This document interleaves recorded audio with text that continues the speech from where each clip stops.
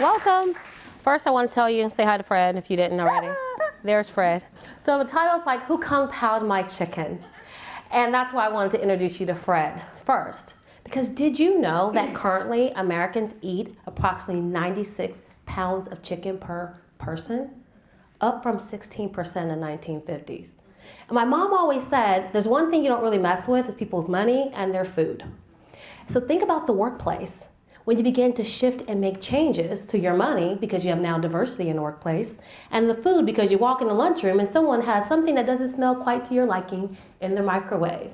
I think we've all kind of been there before. So what do?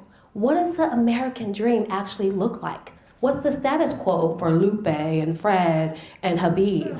And then what about Hilda as well?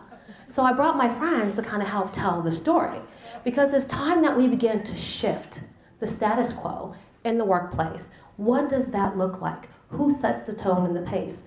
Billions is spent every year on diversity and inclusion programs, but yet billions are lost every year because they're not implemented, and you actually have mass exodus of people who are not authentically integrated into the workplace. But you can change that. So when you begin to change the dynamics, somebody moved your cubicle, they changed the coffee in the coffee pot, or they wore something differently to work, and you don't like it anymore because now that's change. And usually when you hear change, you say, you know what? You need to actually go first. And I'm telling you, yes, you do need to go first with change, especially in the leadership space. You need to begin to look at authentic, sustainable ways to have inclusionary programs that are not in name only. So when I show up to work and my beautifully fabric print is not a shock and doesn't set the whole office on fire, that you give me hope that I can actually be seen and heard and add value to the workplace, not because of the way that I look, because the power of the way that I think. And when you begin to do that authentically, now I begin to see myself in the space, in the place. And I'm not saying that it's hard. You have shock. Fred starts screaming every time you say change, not me. What? We have to change our policies, our procedures? We have to allow, somebody wants to have a prayer room? Oh, we have to give them an extra break? Why do they need to do that? We don't do that here in America, where America is different. So we can't ostracize and begin to shut people out or pretend that they do not exist, or that we do not have these diverse cultures in the workplace because we want to maintain our current status quo. You have to do something, you have to say something, because all the silence is going to do is actually destroy the very fabric.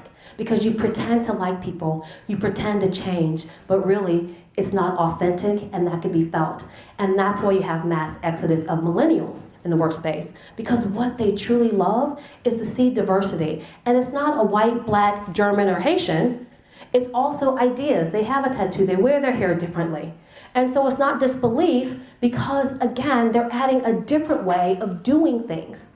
You have to get over that, because what you need to begin to look for is something we call cognitive diversity, meaning that we're going to get maximum value because we're going to bring all of these different ideas. We're going to challenge the status quo. We're going to see you for who you are from the inside and not just what you look like.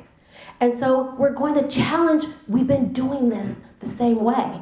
Well, guess what? You're going to get the same results, and you're going to get left behind.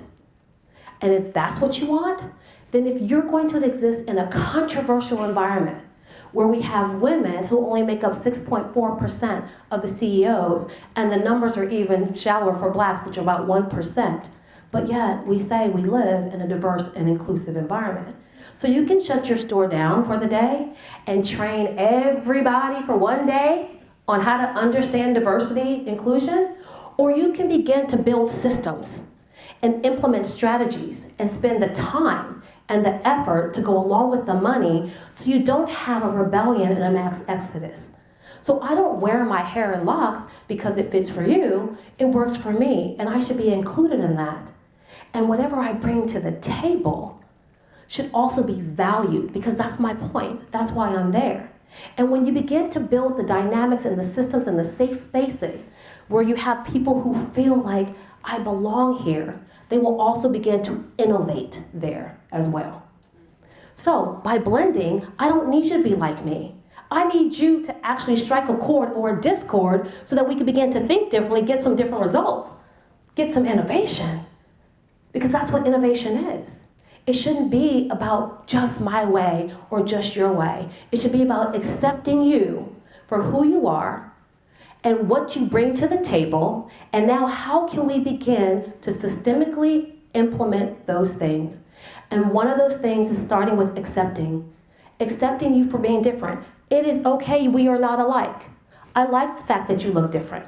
Let me understand your place of reference. I don't have to agree with you to understand and appreciate you or value you, so we can agree to disagree, and that's okay as well. But it starts in a leadership space. What tone are you setting? Because if you're laughing at the joke, then guess what? You are just as guilty as anyone else for the lack of diversity in your workspace. So I had a joke. I said, you walk into the cafeteria and you see a Jewish person, an Indian person, an African American. What do you say? You say, hello, how are you today? Because why? It's an inclusive environment. When we begin to cultivate those environments where we feel welcomed, then you will not have the bigger challenges of mass exodus of millennials, people of diverse backgrounds, and diverse talents. So it's a buzzword right now.